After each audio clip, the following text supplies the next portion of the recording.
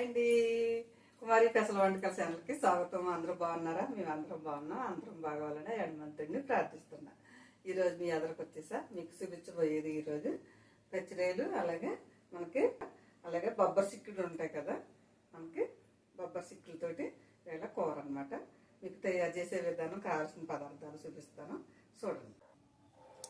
ఇదిగోండి పచ్చిరేలు, మనకి పచ్చిరేలు అలాగే బొబ్బరి సిక్కులు అనమాట. ఇవి ఇలా మనకి పొడవుగా ఇలా వస్తాయి కదా, మామూలు సిక్కులు కదండి, బొబ్బరి సిక్కులు. ఇందులో కావాల్సిన పదార్థాలు మనం చూద్దాం.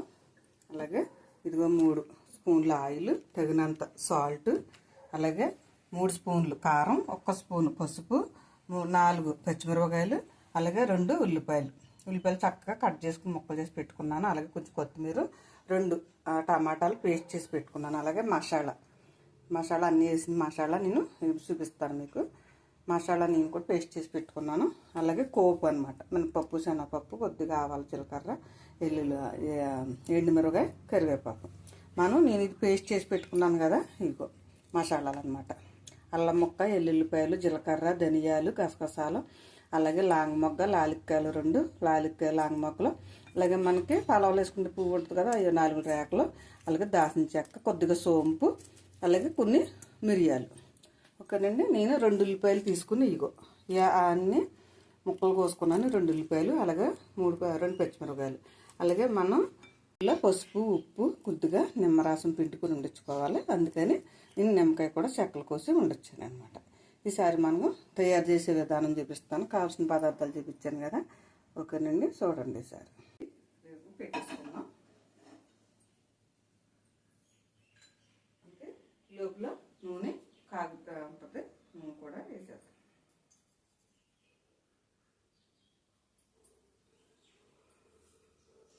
లోపల నూనె కాగిద్ది. మనం పచ్చిరాయిల్లో కొంచెం పసుపు,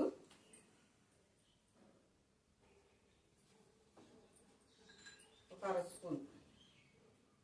స్పూన్ సాల్ట్, నిమ్మరసం, అలాగే పసుపు, అలాగే మనం సాల్ట్ వేసి కలిపేసి మనం ఇవన్నీ వేపుకునే లోపల చక్కగా పట్టి ఉంటుంది అన్నమాట.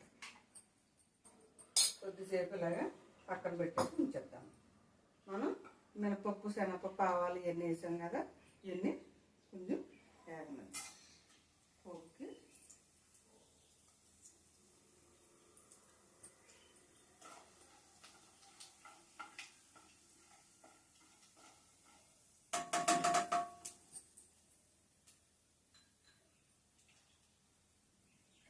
వేగుతున్నా ఇవి కూడా వేసాం. మనం కరివేపాకు ఒకటి, పచ్చిమిరపకాయలు ఒకటి వేసుకున్నప్పుడు కంపల్సరిగా కొద్దిగా మూత మనం దగ్గర పెట్టుకుని ఇలా పెట్టుకోవాలి. ఎందుకంటే నూనె చిరపలు మన మీద పడతాయి. కాలనన్నా కాలుతుంది, లేదంటే సేర నిండా మరకలు పడతాయి అన్నమాట. అలాగే పచ్చిమిరపకాయలు కూడా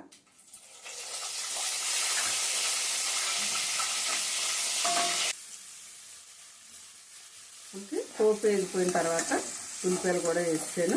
చక్కగా ఈ ఉల్లిపాయలు మనం ఎర్రగా వేగనిద్దాం. దీంట్లో కూడా మనం ఒక అర స్పూను సాల్ట్,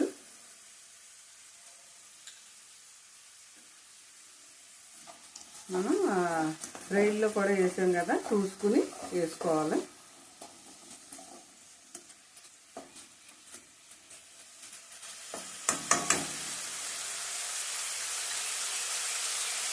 మనం కొద్దిసేపు మూత పెడదాం, చక్కగా వేగిపోతాయి.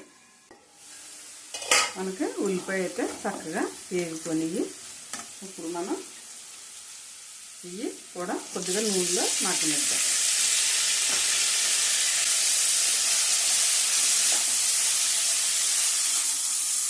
ఇవి కొద్దిగా పచ్చివాసనలాగా అనిపిస్తే, పచ్చివాసన లేకుండా కొద్దిగా నూనెలో మగ్గితే మనకి మంచి టేస్ట్ వస్తుంది అన్నమాట. ఒక 2 నిమిషాలు మూత పెట్టేద్దాం. ఉండుకుని ఉంటే ఓకే, ఉండకపోతే ఇలా ఉండి చూడండి, చాలా బాగుంటుంది.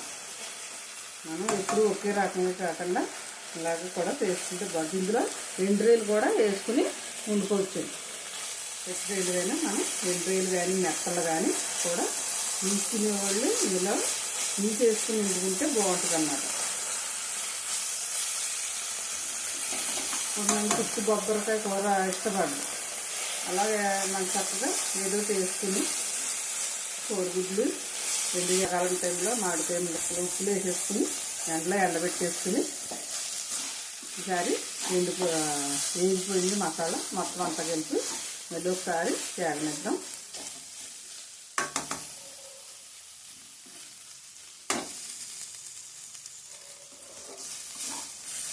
మామిడికాయ ముక్కలు వేసుకుని వండుకుంటే చాలా బాగుంటుంది. ఇప్పుడంటే పునాది చెట్లు అవి ఉండటం వల్ల పునాది మామిడికాయ వేసి వండుకుంటున్నాం.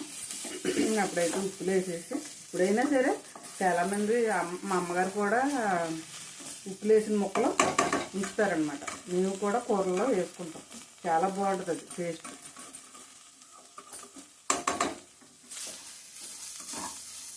అలాగే ఇప్పుడు దీంట్లోనే మనం టమాటా పేస్ట్ చేసుకున్నాం కదా, ఇది కూడా మటన్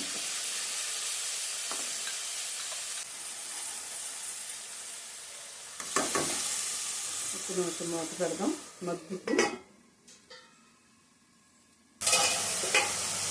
ఇది చక్కగా మగ్గిపోయింది. ఈసారి మొత్తం అంతా కలిపేద్దాం. ఇందులో ఈసారి కారం పసుపు కూడా వేసేద్దాం. కారం, పసుపు, ఉల్లిపాయల్లో కొద్దిగా వేసాం. అలాగే పచ్చిరొయ్యలు కూడా వేసుకున్నాం కదా, చూసుకుని వేసుకున్నాం. అది కొద్దిగా వేగనిద్దాం.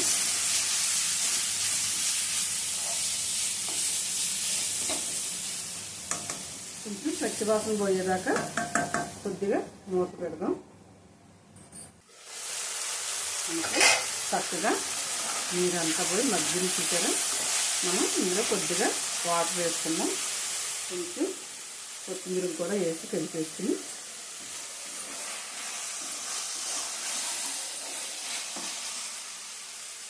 సరే మనం కొద్దిగా వాటర్ వేద్దాం. ఎందుకంటే చక్కగా ఉప్పు కారం మసాలాలన్నీ వాటికి పడుతుంది. అలాగే బొబ్బరి చిక్కుళ్ళు వేసాం కదా మనం, అవి కూడా ఉడుకుతాయి అన్నమాట.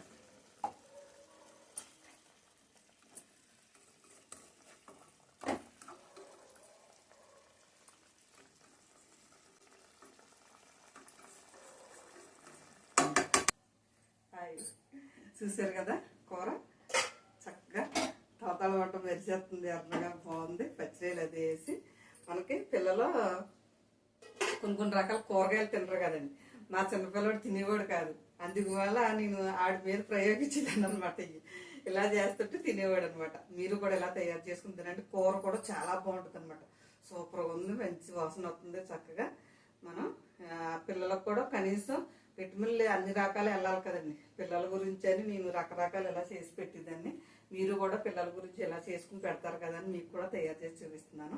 మీకు నచ్చిందని అనుకుంటున్నాను. కావాల్సిన పదార్థాలు తయారు చేసే విధానం చూపించాను. మీరు కూడా ఇలా తయారు చేసుకుని తిని చూడండి, మీకే తెలుస్తుంది. మీరు ఏంటి బొబ్బరి చిక్కుల్లో పచ్చిరొయ్యలా అని మీరు ఆశ్చర్యపోతున్నారేమో, కానీ చాలా బాగుంటుందండి.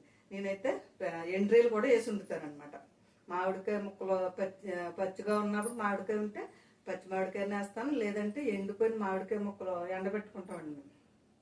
అవి కూడా వేసి ఎండ్రీలు, ఈ బొబ్బరి చిక్కుళ్ళు, చక్కగా మామిడికాయ ముక్కలు, కోడిగుడ్లు వేసుకుని వండుకుంటాను. చాలా బాగుంటుంది అనమాట. ఇలా కూడా నేను తయారు చేస్తుంటానండి. మీరు కూడా ఇలా చేసుకుని తినండి, చాలా బాగుంటుందండి. ఒకసారి వండుకుని తిని చూసి మీకు ఎలా ఉందో కామెంట్ బాక్స్లో పెట్టండి. ఓకేనండి, మీకు నచ్చితే కనుక మీ ఫ్రెండ్స్కి, మీ బంధువులకి అందరికీ షేర్ చేయండి. అలాగే బెల్ ఐకాన్ నొక్కండి. సబ్స్క్రైబ్ చేసుకోమనండి. నేను ఏ ఐటమ్ చేసినా మీకు వెంటనే ఫోన్లోకి వచ్చేస్తూ ఉంటాను. ఓకే అండి, ఇంకొక ఐటమ్తో మీ ఎదురుకు వస్తాను. బాయ్.